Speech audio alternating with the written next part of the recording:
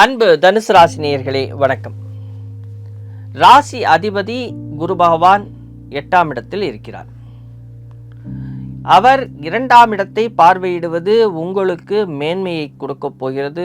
குடும்பம் அமையப் போகிறது. குடும்பத்தில் நல்ல மகிழ்ச்சியான செய்திகள் வரப்போகிறது. குடும்பத்தில் ஒரு முன்னேற்றமும், குடும்பத்தில் உள்ளவர்களிடத்தே நல்ல அன்பும், குடும்பத்தில் உள்ளவர்களால் மதிப்பும் மரியாதையும் உயரப்போகிறது. வெளியூர் வெளிநாட்டிலிருந்து நல்ல விசேஷங்களும், அதே நேரத்தில் சந்தோஷமும் சுகமும் கிடைக்கக்கூடிய ஒரு அற்புதமான மாதம். 80லிருந்து 90% வெற்றி வாய்ப்புகள் உங்களை வந்து சேரும். ஏன் எல்லாருக்கும் இந்த 80 70ன்னு சொல்கிறோன்னா, கிரகங்கள் நன்றாக இருக்கிறது. ஆனால் அந்த மீதம் இருக்கக்கூடிய 20லிருந்து அந்த 30% என்று நாம் சொல்லும் பொழுது, அதுதான் உங்களுடைய ஊழ்வினை கர்மாவை நிர்ணயிக்கப் போகிறது.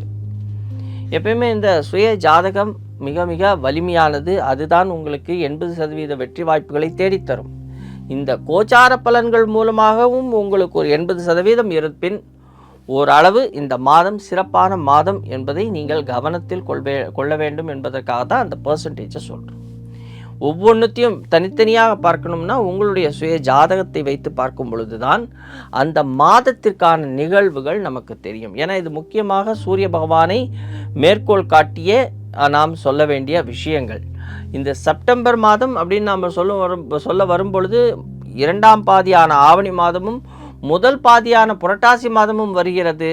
அப்போது சூரிய பகவான் கிட்டத்தட்ட ஒரு 15 டிகிரி தாண்டி சிம்மராசி மண்டலத்தில் 15 டிகிரி தாண்டி இருக்கிறாரு. அப்போ அதில் ஒரு 15 டிகிரியும், கன்னியா ராசி மண்டலத்தில் வரக்கூடிய ஒரு 15 டிகிரியும் சேர்ந்தது தான் இந்த செப்டம்பர் மாதம்ங்கிறத கொஞ்சம் நாம் கவனத்தில் வச்சுக்கணும். அப்போது நம்மளுடைய தந்தையார் வழி மூலமாக நமக்கு கிடைக்கக்கூடிய விஷயங்கள் என்ன? அதே நேரத்தில் அந்த 9ஆம் இடத்திற்கு நேர் எதிராக இருக்கக்கூடிய 3ஆம் இடம், அது எவ்வாறு வலிமையாக இருக்கிறது? அந்த 3ஆம் இடத்தில் நாம் எவ்வாறு பேசுகிறோம்? நம்மளுடைய வீரியம் எவ்வாறு இருக்கிறது? நாம் எவ்வளவு தூரம் தைரியமாக சில விஷயங்களில் பேசுகிறோம்? நாம் எந்தெந்த விஷயத்தில் தைரியமாக இல்லாமல் இருக்கிறோம்? அதை நாம் எவ்வாறு கையாள வேண்டும்ங்கிறது சூரிய பகவான் உங்களுக்கு காட்டி கொடுப்பார். இந்த மாதம் முழுவதுமாக யார் உங்களுக்கு காட்டி கொடுக்கிறார்? அதை நாம் எவ்வாறு நம்மளை மாற்றிக்கொள்ள வேண்டும் என்பதை பற்றிய தெளிவு தான் இந்த மாதத்தில் நமக்கு கிடைக்கப் போகிறது. இந்த மாத ராசி பலன்றியே அதுதான், தெளிவுகள் தான் கிடைக்கும். சூரிய பகவான் இருக்கக்கூடிய இடத்திலிருந்து அவர் காட்டி தான் கொடுப்பார். நீங்கள் அதை பின்பற்றி சென்றால் வெற்றிகள் கிடைக்கும். அதே நேரத்தில் அதற்கு அடுத்த பாதியில் அவர் கர்மஸ்தானத்திற்கு வருகிறார். அப்போது உங்களுடைய தொழில் சார்ந்த விஷயங்களில் நீங்கள் எவ்வளோ தூரம் விஸ்தீரம் பண்ணலாம், தொழிலில் நீங்கள் எவ்வளோ தூரம் முன்னேற்றம் அடையலாம், தொழில் சார்ந்த விஷயங்களில் உங்களுக்கு கிடைக்கக்கூடிய பின்னடைவுகள் என்ன, அந்த தொழில் சார்ந்த விஷயங்களில் நீங்கள் எவ்வாறு ஜாக்கிரதையாக கையாள வேண்டும், யார் மூலமாக பிரச்சனைகள் வருகிறது, அந்த பிரச்சனைகளை நீங்கள் எவ்வாறு கையாள வேண்டும் என்பதை சூரிய பகவான் காட்டி கொடுப்பார். இப்போ இங்கே இருக்கக்கூடிய ராகு பகவான் உபஜயஸ்தானத்தில் இருக்கிறார். அந்த உபஜயஸ்தானத்தில் இருக்கிற ராகு பகவான் உங்களுக்கு உதவி செய்வார்.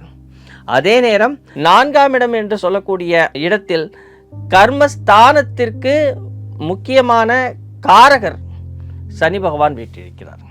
அப்போது அவர் கர்மஸ்தானத்தை பார்வையிடுகிறார். அப்போ கர்மஸ்தானம் சொல்கிறது உங்களுடைய தொழில் சார்ந்த விஷயங்களில் வெற்றி கிடைக்கும். அதே நேரம் திருமணமாகாதவர்களுக்கு திருமணம் நடைபெறும். திருமணத்தின் மூலமாக சந்தோஷம் கிடைக்கும். ஏன்னா குரு பகவான் 12ஆம் இடம் என்று சொல்லக்கூடிய அயனசனி ஸ்தானத்தை பார்வையிடுகிறார். சனி பகவானுடைய பார்வையும் இருக்கிறது. மிக சிறப்பாக, மிக நேர்த்தியாக குடும்ப அமைப்புகள் கூடி வரக்கூடிய ஒரு அற்புதமான மாதம்.